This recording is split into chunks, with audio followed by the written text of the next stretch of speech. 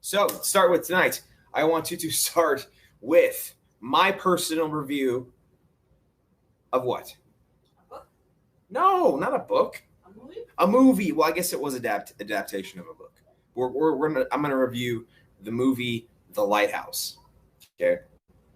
And first off, I want to start with the most rounded uh, approach to this because I could dissect this 1,000 ways and say it wasn't good. But as for what it was in the era that we are in, it was shot on a 35 millimeter camera, and it looked beautiful. The film itself as a whole was solid and very very good, but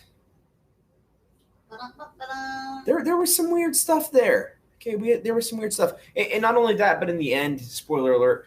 If you don't want to hear the spoiler, tune away. You don't really understand at the end whether or not we're seeing a. It's almost like Inception, sort of like at the end. You're like, oh well, Inception's a little bit. I have a theory about Inception. We'll talk about that later, maybe.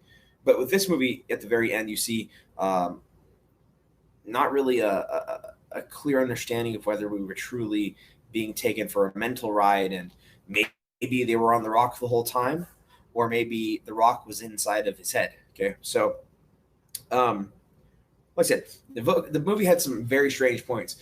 Some of those strange points. There's a point with the mermaid. I'm not going to get too much into that. I'm going to leave it there. A point with the mermaid. Robin Pattinson and William Dafoe do amazing jobs in the film, but the film itself is quite dark.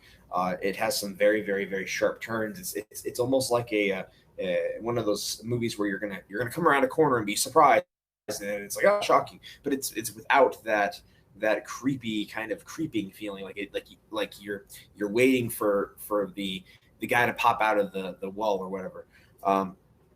Now, like there's one scene, for instance, where Pattinson's trying to get up and see what Defoe's doing within the lighthouse, and all of a sudden, like, saliva drops down or something, and Defoe's doing something weird, and you see like an octopus, and later on, they get into a fight, and Defoe actually turns into like what did I say? What was he?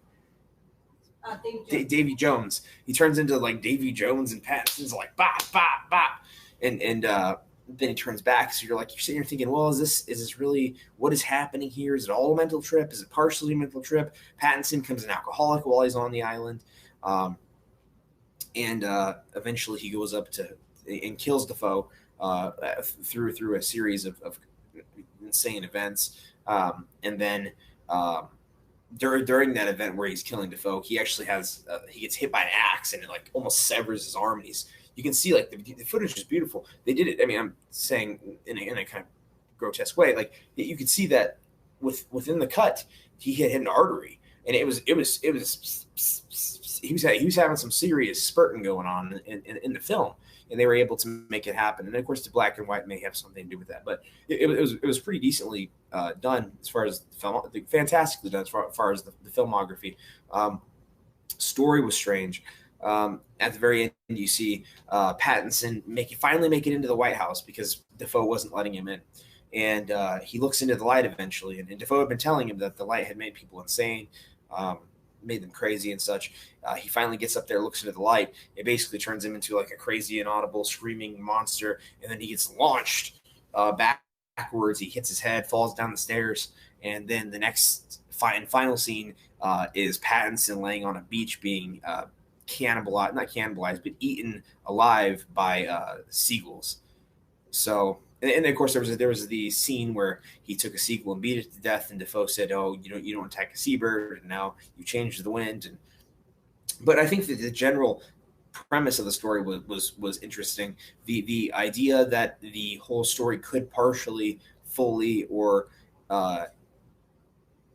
not at all be in Defoe's head or in Pattinson's head. It's a very weird concept.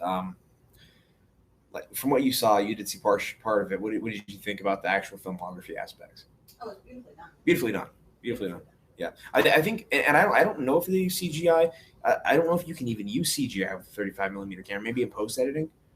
Oh, post, yeah. Yeah, I don't know. But anyways, even the CGI aspects or not CGI aspects were very well done.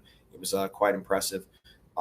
Apparently on the set they didn't actually speak much, but they had a very good chemistry throughout the movie. The some of the jargon and the lore was particularly potent in the film. It was very good. Like the sailor talk, the references to like I think at one point Defoe gets angry at Pattinson and starts calling down King Trident and does this giant rant. Um, Very very good. I'd recommend it. Definitely, if you're over 18, if you're under 18, you should not watch this film. It's one of those films that's, for one, psychologically kind of pulls on you, and then for two, some of the content in the movie is not appropriate for children. So, if you're over 18, check it out. It's a good film. I would say I would have given it like a 7, but I just couldn't help, man. Some of the weird story things kind of took it down a level. I'd say 6 out of 10. First film review. I hope you liked it. If you did like the film review, if you like anything we do, if you love what we do, please support the channel, hit subscribe, like, share it with a friend. Of course, all of these things help us with the analytics. They help bump us up so we are more visible on a general